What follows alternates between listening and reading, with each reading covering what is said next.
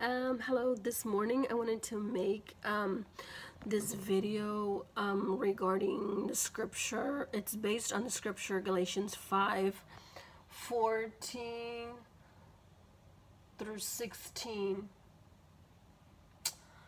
The scripture reads this way. The entire law is summed up in a single command: love your neighbor as yourself. If you keep on biting and devouring each other, watch out or you will be destroyed by each other. Watch out or you will be destroyed by each other.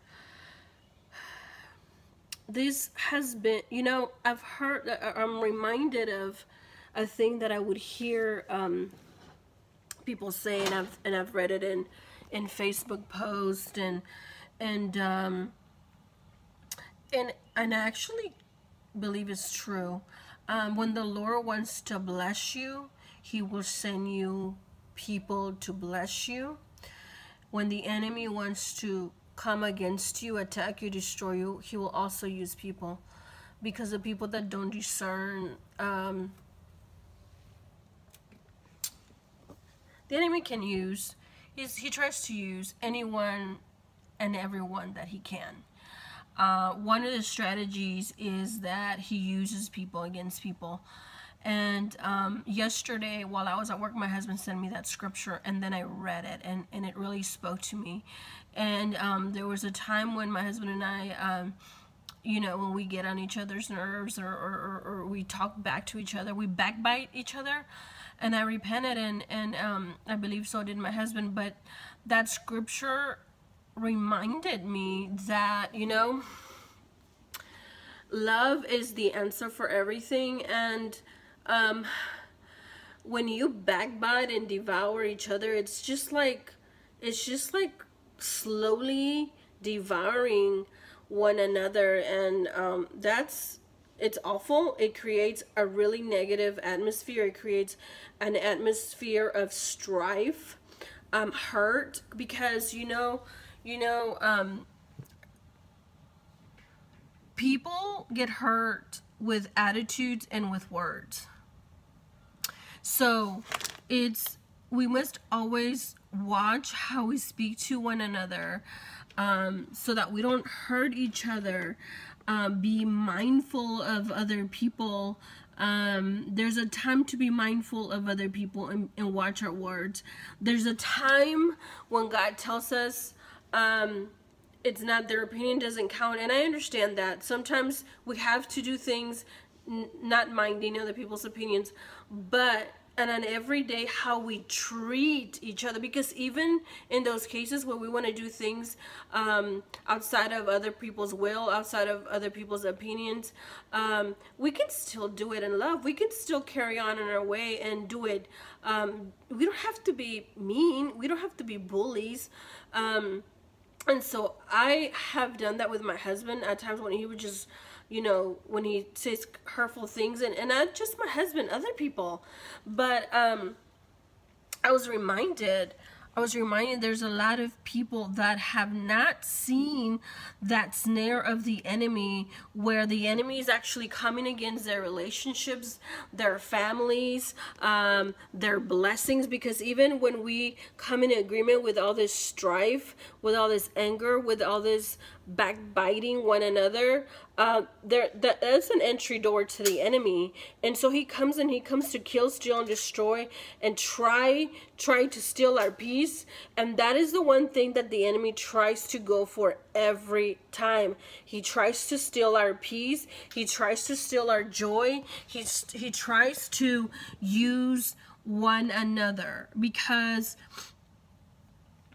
so we don't love each other, because once you've already said a mean thing to someone, and you know what? Some people, I don't deny that. I believe some people actually need to hear some of the things, but it's how we say it. It's like, you know what? Once you tell a person the first time how they're being, do you need to keep telling them every day? No. You're just going to wear yourself out. This is, you know what? Tell them once or twice, and then let it go. You know what? Say, God, handle that. You're gonna have to handle that. Pray about them, bless them, or whatever. But the daily backbiting or the weekly backbiting, especially like in families, it doesn't work. It doesn't work. It breaks up marriages. It breaks up relationships. It breaks up and every relationship that's based on the backbiting. Now God also did tell us to love, and it's hard to love people that are ugly, people that are bullies, people that don't respect your opinion, people that don't love you, people that don't care about your desires. You tell them, you know, I would like this or I like that, and they're like, what? Yuck. Or, you know what? Just remain silent. Don't even go with the flow of the negativity. Just leave it, pray and give it all to God. And God will work out whatever needs to be worked out in them, whatever's causing them. But, you know, the change starts with me.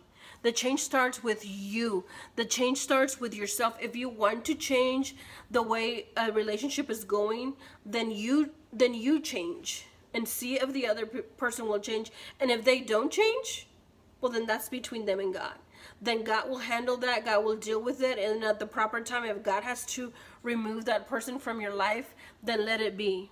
Or if God tells you walk away, separate yourself from that person, well, then follow the leading of God. But let it not be you. If you really, really, really want to follow in the ways that are pure and life and righteous, and normally God is the way, those are God's ways, because God is not the author of confusion. He's not the author of anger. He's not the author of negative. He's not the author of backbiting, jealousy, you know, no, murderers, accusations. God is not the author of any of that. No. So if you want to follow in the ways of those to have peace and have joy in your life, there are actions you have to take. There are things you're going to want to say, and you're just going to zip it. You know what I mean? Whatever, just follow the leading of God, and He will help you to deal with these relationships. But I encourage you, even as I encourage myself, because this word is for me also. This word is for me. So I'm just sharing the word that I got. And so let your heart be full of purity. Let your heart be full of peace. Let your heart be full of joy. You know, let it be full of forgiveness daily. You know, let it be full of humility. And you know what? Watch how God will intervene on your behalf. Watch how He will honor you. And so I just wanted to bless you with this word. It's tough to do it, but it can be done with God's grace. Love you. Bye. And again, that word was Galatians 5:14 through 16. God bless you.